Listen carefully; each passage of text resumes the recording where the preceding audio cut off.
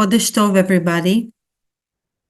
I'm recording this class because this is the Rosh Chodesh, the beginning almost of Chodesh Elul, the month of Elul in the Jewish calendar.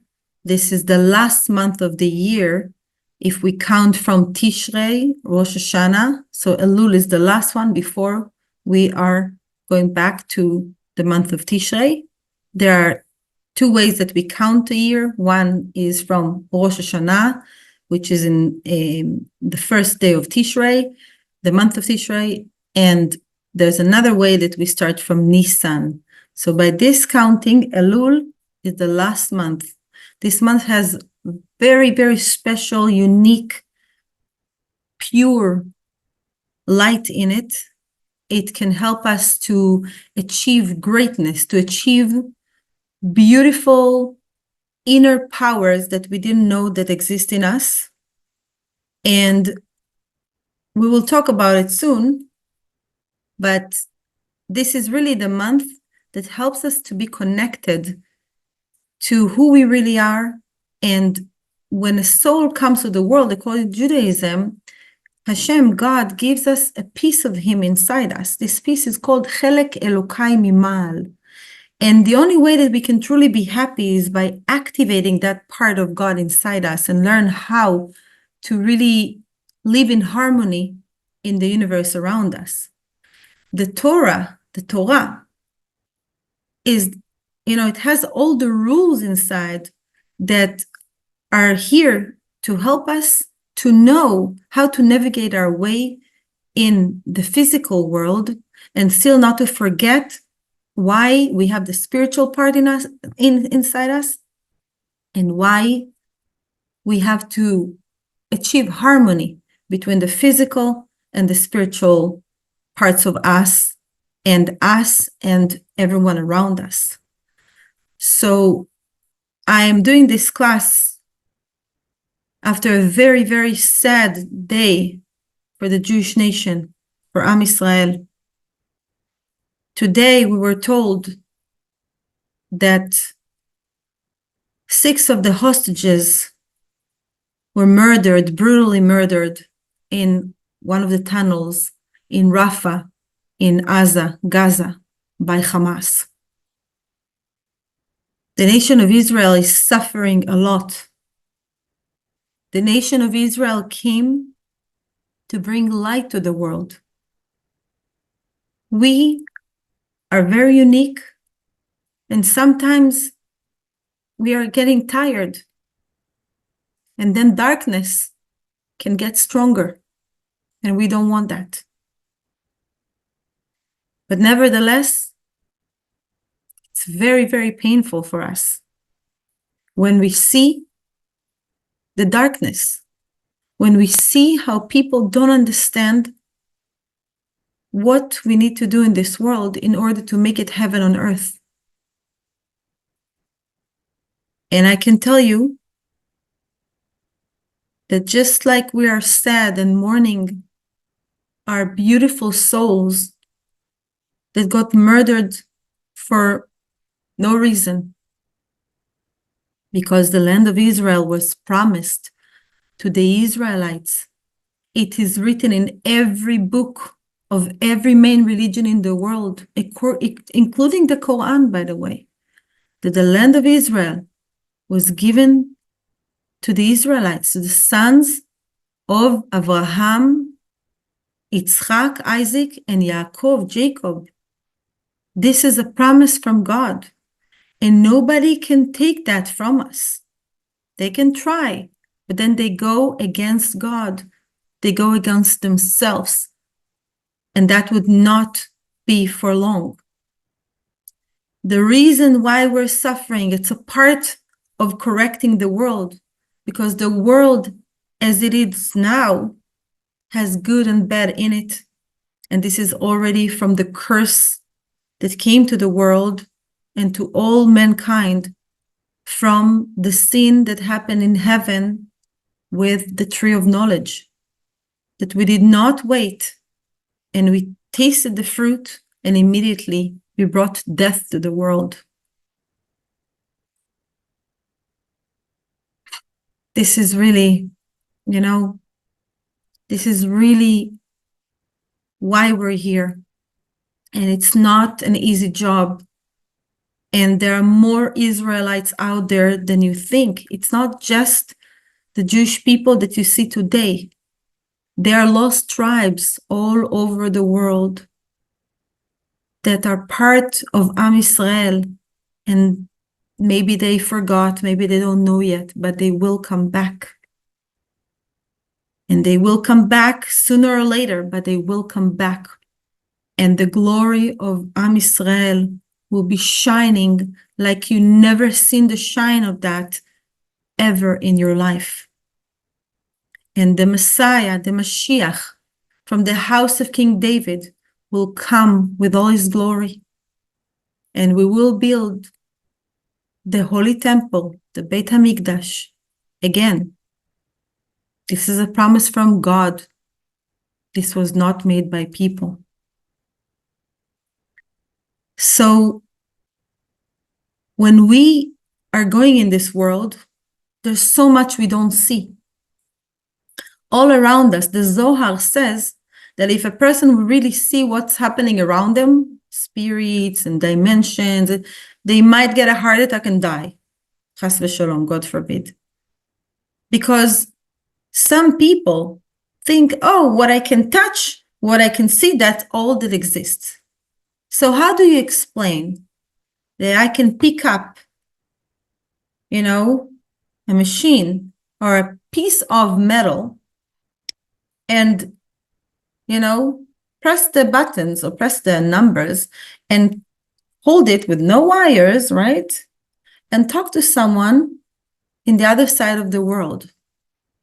How come the radio waves are going all the way through the walls, all the way to the other side of the world? Also, my picture can go to any place in the world. We take it for granted. But how does that happen?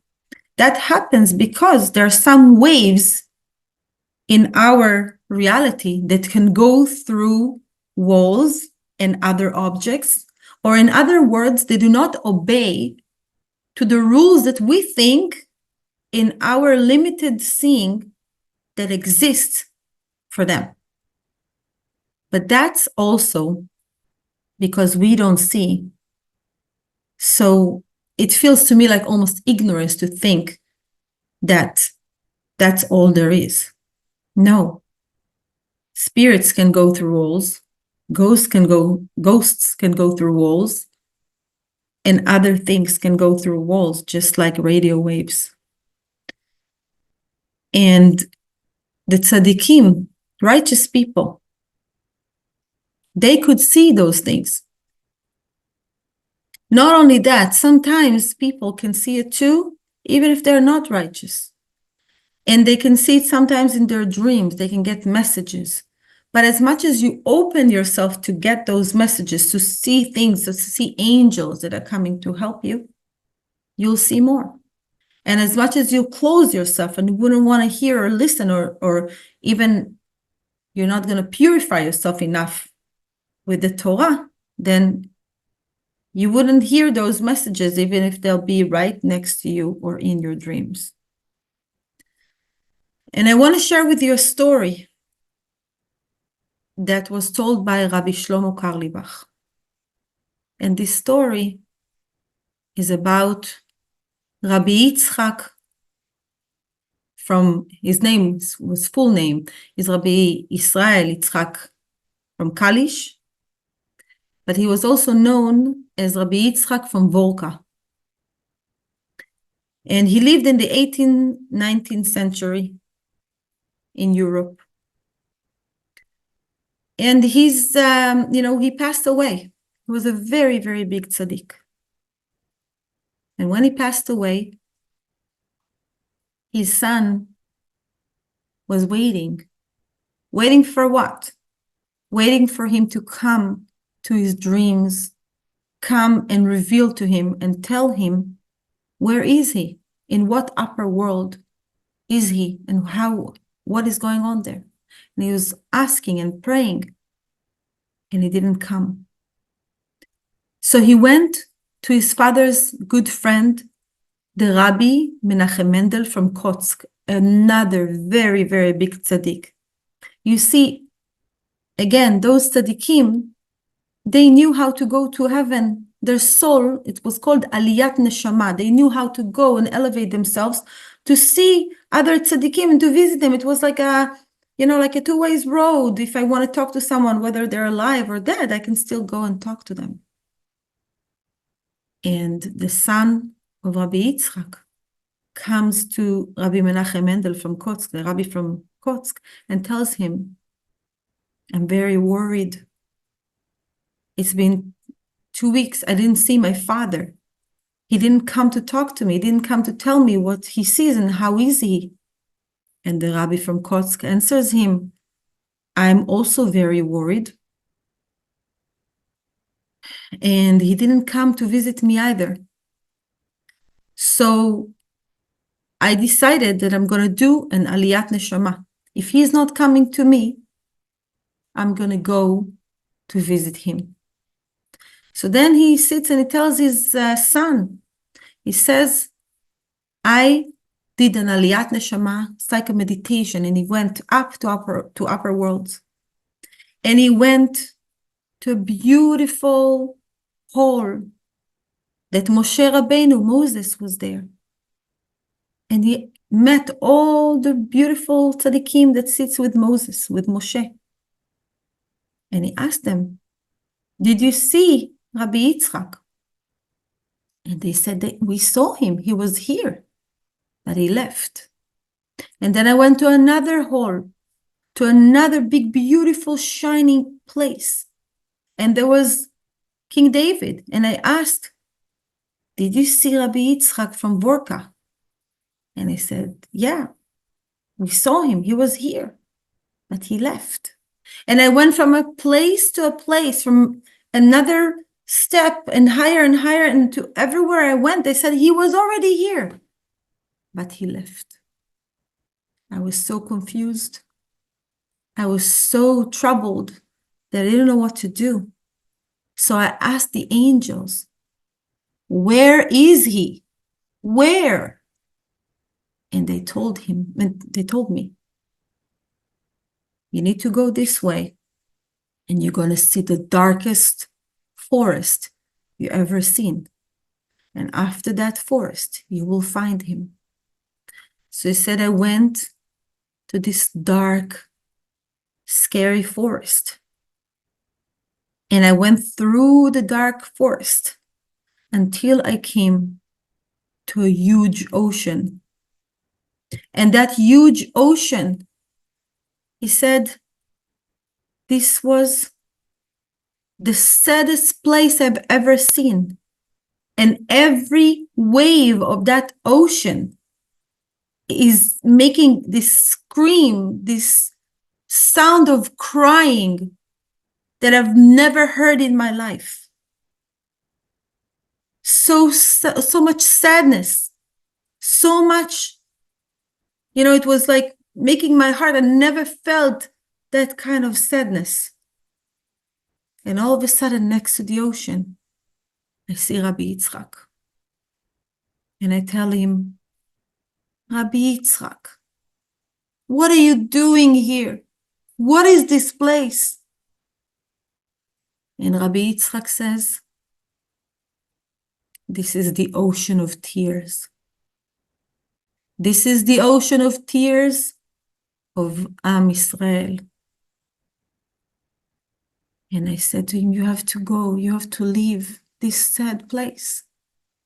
And Rabbi Yitzchak said, no, I am not leaving this place until God himself will dry all the sadness, will dry all this ocean of tears, will bring redemption. And that's where Rabbi Yitzchak of Volker, the tzaddik, the holy, holy, holy man, is sitting and praying for all Am Israel, that the ocean of tears, that the nation of Israel is crying for this whole world, will be dry and will be filled with joy and happiness as we bring Mashiach and we build the Holy Temple. So every time someone is crying, every time sometimes people cry in the street, sometimes children are crying. These tears, when you see them, these tears are going directly to Hashem, directly to God. Directly to God. And you can, if you see someone crying, talk to God and say, Hashem, bring our redemption. Hashem, dry the ocean of tears. So Rosh Chodesh Elul is all about forgiveness. Rosh Chodesh Elul is all about cleaning and purifying our heart and our soul, and the acts will follow. The combination of the month of the holy name of Hashem, I'm going to share it with you. The combination of the name of Hashem is here, and it comes from the pasuk, the verse in the Torah, from the ending of the first 4 words, Utzdaka tihye lanu hi. And I'm going to continue the sentence, נשמור לעשות את כל המצווה הזאת לפני השם אלוקינו כאשר ציוונו. וצדקה, צדקה is charity. Tzedakah is everything we give, that we care for other people. So in this month, it's not for no reason this word is here. This is a correction. This is something to increase the light and the powers of the souls inside us. Because when we are sharing, when we ask Hashem, please give us even more money so we can give more to others, we open the cycle. When we take only to ourselves, we become an end.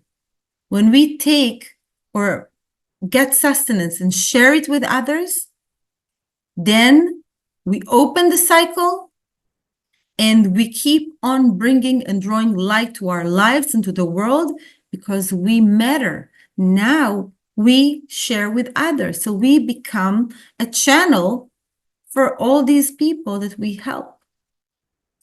So one of the powerful tools that we can use on the whole month of Elul, every day of the year, but they say to increase tzedakah, to increase charity during this month before Rosh Hashanah. So we're already preparing ourselves for Rosh Hashanah, which is the new year, the beginning, the head of the new year for Jewish people. And what is Rosh Hashanah? Rosh Hashanah is not Happy New Year, like, we celebrate it in another, kind of religions. Rosh Hashanah is the judgment day. In this day, for one split of a second, everyone in the world die for a second, and immediately after, if they earned it, get life and sustenance and health and all the blessings for the whole year ahead. Now, what is happening on Rosh Chodesh Elul, on the head of the month of Elul? Something very special was happening. Moses, this is after the Israelites did the sin of the golden calf and they didn't wait and they started building the golden calf before Moshe came with the tablets, with the 10 Commandments, with the tablets of the Torah, and he broke it. So now, in the head of the month of Elul, on that day of Aleph Elul,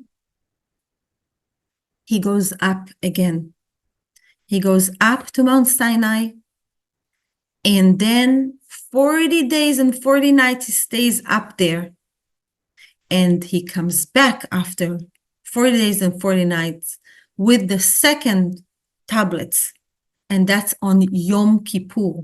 So the 40 days, we start a special time of 40 days and 40 nights from the head of the month of Elul, which is Aleph, the first day of Elul, all the way to the Jewish holiday that comes on 10th of the month of Tishrei, which is Yom Kippur, the day that we do not eat, we do not drink, we do not wear leather shoes, we keep ourselves holy, we do not have marital relations on that day, we do not bath ourselves, we do not put creams, just you can do it before or after, but not during that day. And it's a 25 hours fast. That is a very, very powerful holy day. So all this time now is preparation for Rosh Hashanah and for Yom Kippur, and to have a good year for us, for all of Israel, and for the whole world. And according to the Zohar, the way when you see darkness, it's very difficult to fight the darkness itself. The best way is just to increase the light. So instead of dealing with the darkness, you just increase the light. When you bring one candle into a dark room, the darkness has to go away. I bless you all that we will increase all of our candles and that we will create together such a powerful light that would shine from one side of the universe to the other side, and it will have to bring Mashiach into the world. We will draw Mashiach into this world, draw the Messiah into this world with our light. And we will say to God, we are your people, and we never forget you. And we want you to redeem us. And enough is enough. We love you, Hashem. And we want you to come back, because he's always there. But sometimes it seems like he's hiding his face from us. And this is the time that we have to be united, and we have to create enough light, because we are activating the part inside us of God to make this whole illusion of darkness disappear and turn the light on everything, and turn this beautiful world into heaven on earth. And I'll finish with a song of Rabbi Shlomo Karlibach. Chodesh Tov, everybody.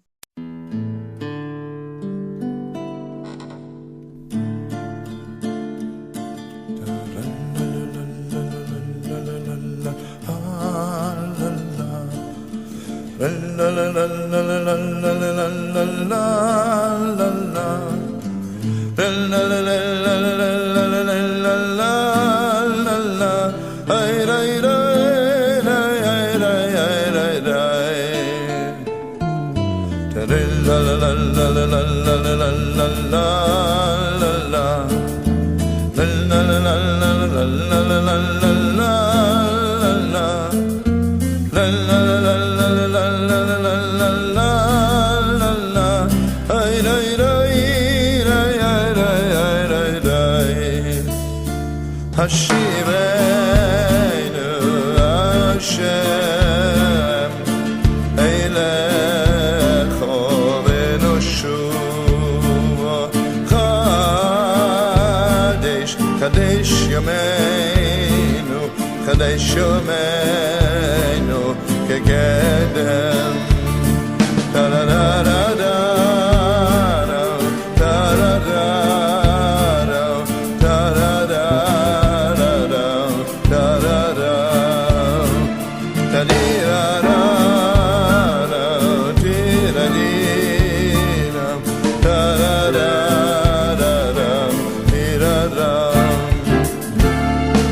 la la la la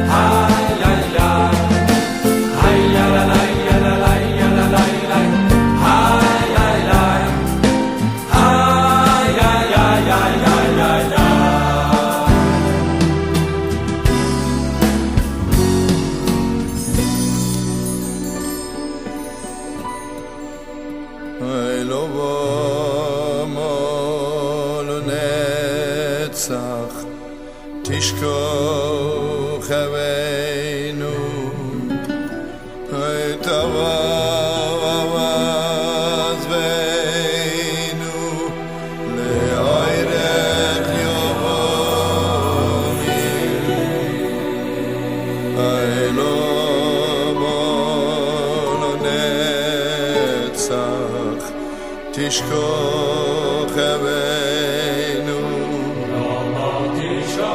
בית אבותינו לערך ימים אלום